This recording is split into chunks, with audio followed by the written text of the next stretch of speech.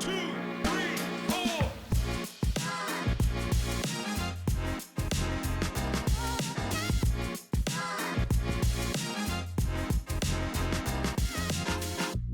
Hi there and welcome to Chimneys Chats. We're here today to speak to Johnathan Whitby from Sales Geek. Hi, I'm John from Sales Geek. Nice to see you, Amanda. And this is Amanda Narsley from Lawrence Davis. And we're here today to find out more about Sales Geek. So we're asking one another questions, finding out more about Lawrence Davis, because obviously sales training and marketing go hand in hand.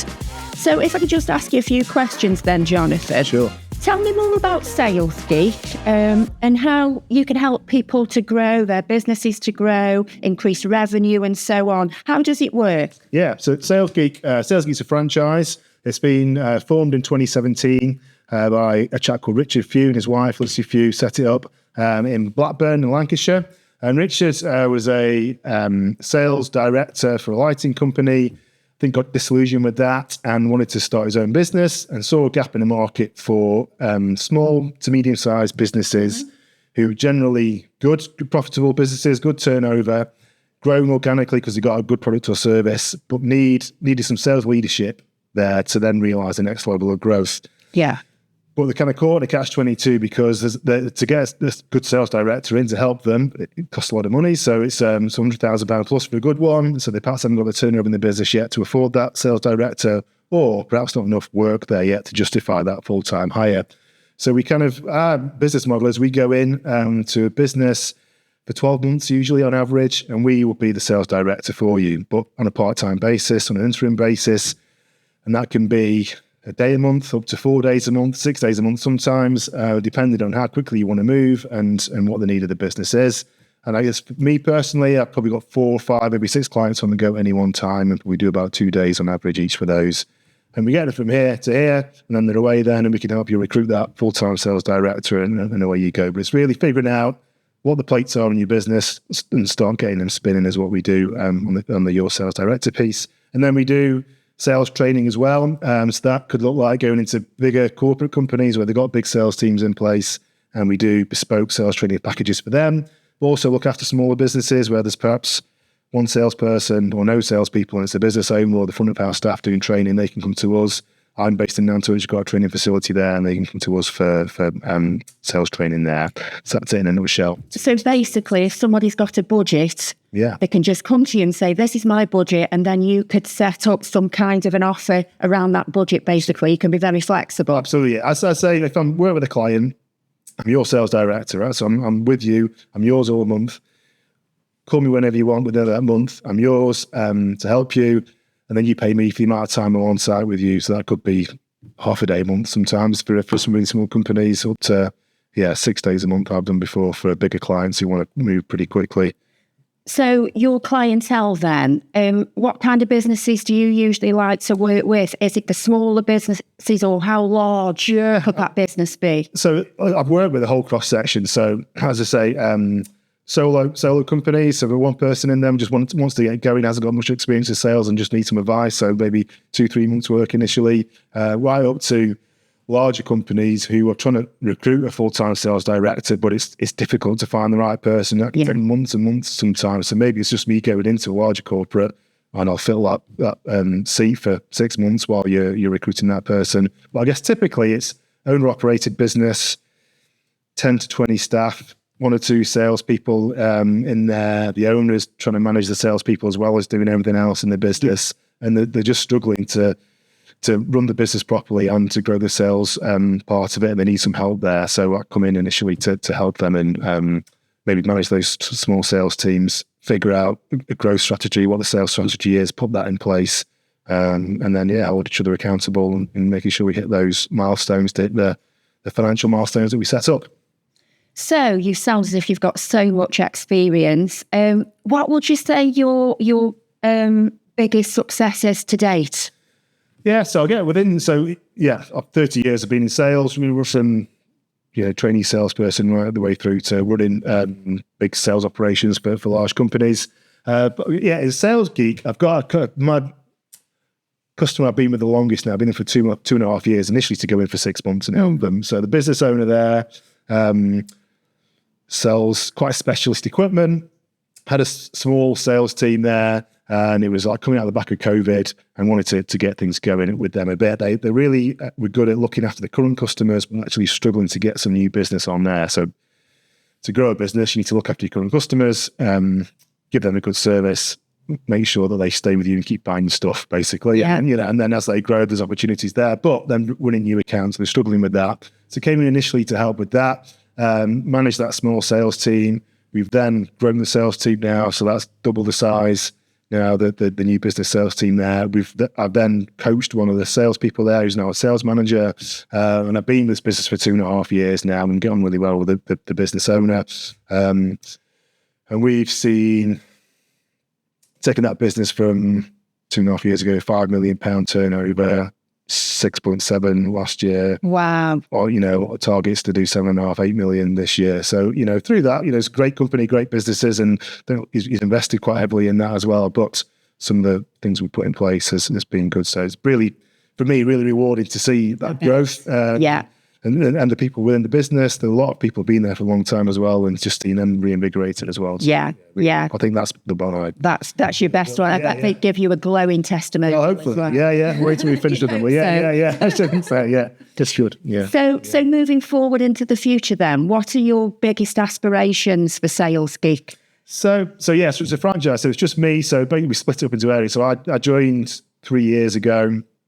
I was franchisee number 3 at the time. There's 30 of us now in the UK. We're in the US, and they've gone to the US. They're going to start in Australia and India as well. So the Sales Geek as a business has done really, really well. So as an early adopter, I saw that they were going to do that. Yeah. They're going early on. But it's great to be part of that organisation. But for me personally, so I look after businesses in Stoke, in Cheshire, is what I look after. So for me, it's just consolidating my business, getting to a level where I'm getting to capacity all the time. And then do I think about hiring some people myself to come and help me, maybe some of my marketing side of the business that I do myself now, maybe hire a sales trainer.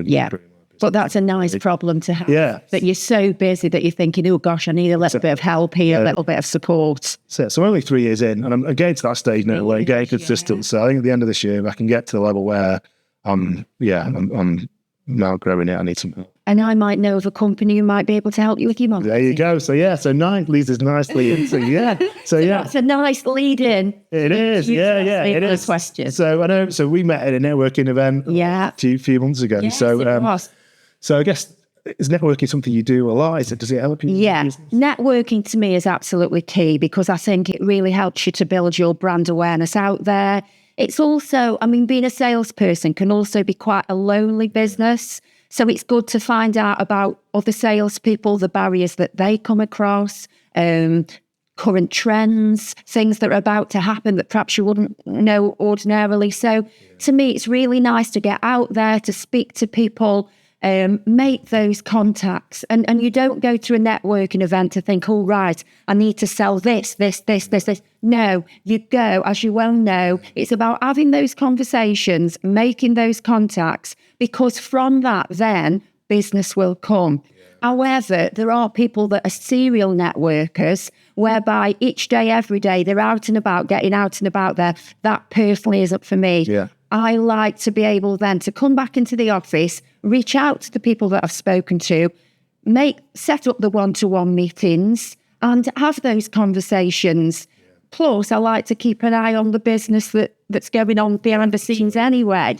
Even though we have an absolutely amazing team here at Lawrence Davies, it's still nice to, just keep your eye on things and find out what's happening and make sure really that the clients are happy. That's the most important thing to me. So networking is absolutely key, but not each day and every day. I think I've been one of those serial networkers, but I think for me, it's been great for me for starting a business from scratch. And my background was corporate, so I had no local business network at all. So my potential clients, I didn't know anybody. So starting in COVID, it was a good time to start. But actually going out and networking and growing your own business network through that has been invaluable for me. But now you're right, you need to earn some money as well. Yeah, So I think for me now, I do a lot through. So picking the ones that I enjoy doing, to be honest. Yeah. I like going to other ones. Cherry picking. Yeah, it's the same. Yeah. So it'd be great just to hear a bit more. Obviously, I know a bit about Lawrence Davis, but it's great to hear about some of the services you do, because I know there's quite a wide. Well, basically, we're a multi-service agency. So if any company wants to take that next step, even if they wanted to franchise or whatever, we get heavily involved with franchising of companies and making sure that their marketing is up to par when they franchise their company. So we love to get involved with any design, web development, social media, any graphics, exhibition stands, and obviously the new one, which is podcasting, which is why we're here today, which is quite unique for agencies within this area. So really, we like to set a trend ourselves. We're in the middle of Hanley, up Hanley Duck, that's the sign. We encourage clients to come in. We really like to find out about what our clients are looking to achieve, their potential clientele, where we need to pitch their marketing, the correct tone, etc. So we really like to delve down about what their potential audience would be looking for, and then obviously our amazing team of designers come up with the collateral. But that's what we do basically, day to day. No 2 days are the same. We've got amazing clients that are very, very diverse, let's say, in their services that they offer. But the variety, as they say, is the spice of life. I agree, that's a good thing. The building here is amazing, so I recommend anyone who's not been, come down and have a look in the pot bank. It's it's fantastic. Yeah. Is there any, have you got like a typical size of business or size of customers that you're looking for? All I'd say there is we don't discourage any client at all. Even if it's a one-man band, somebody who's just a fledgling company who are just starting out. And I know sometimes I give the brochure out, the Lawrence Davis brochure, and our work is so good that people look and think, oh gosh, they're going to be a little bit too expensive for us. No, that won't be the case. If you then could let us know, or if they let us know their budget, we can always come up with something to help them. After that, it's obviously very large companies that we deal with as well. So it's anything from fledgling companies to the large multinational, and dare I say it, even international, because we've got a client that's out in the US that we're dealing with at the moment, that we do all of their web development and so on. So any size, basically. Yeah. You were saying before, you've got clients who you've had 10 years plus you've been dealing with. Yes, exactly. Yeah. That's because we like to develop a relationship with our clients. It isn't just, here's your logo, off you go, here's your website, off you go. We then encourage them to have regular meetings. We find out how the business is going, what's working on the website, what isn't. And then it's an ongoing dialogue where we put ideas and concepts in place, anything to help their business to grow, basically. So, it's ongoing. Yeah. It's ongoing work. So you've also been with clients for a long time, so what you do works, right? So what do you, how do you feel that the branding and marketing is helping your business, your clients grow? Does it? Well, I think it's not only does it help their business to grow through obviously increasing revenue streams and so on, but revenue isn't everything. Financial directors might disagree.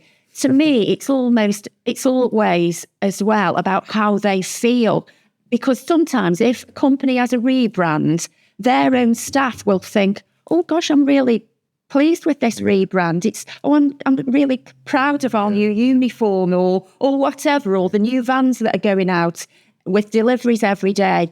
That to me is absolutely key, because if you've got a really, really good team of staff, then your company will do well. Yeah. So I think it helps to build your brand, it helps to build the revenue, but it also makes you and your staff feel more proud of their businesses. And that to me is absolutely key, and we really, really strive for that. So I know that we are working together, we are collaborating and so on, because our businesses go hand in hand, don't they, Jonathan? Do indeed, yeah. So what are your thoughts on that as to how we can work together in the future? Yeah, I think, and I've worked in businesses where sales departments, bigger business especially, have a marketing department and a sales department, and when they're working well together, that business is always successful. I've worked for a couple of businesses in the past where there's been a clash there, the marketing in one thing, the sales are doing, you clash, and it's difficult relationship to manage, and it can affect how successful the business is. But I think we mentioned revenue, right? So, where marketing and sales are aligned, it's going to help revenue. It's going to help brand exposure as well, getting out there, because you've got both sides of the coin, the marketing side and the sales side, and the experiences and long-term customer relationships. So my experience is you've got the marketing department has got all the market insights, or the market research that they're doing, so they can react to that. Surveys going out and what's going on in the market and what's going on in a wider market, not just that particular business, and react to that. And then you've got the sales team who are on the ground and getting direct feedback from the customers and actually what's changing quite quickly. So combine those, you can be really powerful, successful. Yeah. At the end of the day, I feel that we give the salespeople the tools in the box. Yeah. They then have got their brochure to send out, their sales deck to send out, their social media graphics with all different messaging on, animated video, photography, all these bits and pieces that we can offer. We then roll out to the salespeople who can hit the ground running, obviously go with all the tools in the box. Yeah. That's what I feel that we can achieve. Yeah. So together, I think we've got quite a bright future. So absolutely, definitely. Okay. Yeah. We look forward to working with you in the future. And thanks for coming in today. My pleasure. Nice to see you. Thanks very much, and we hope you join us again for more Chimneys Chats.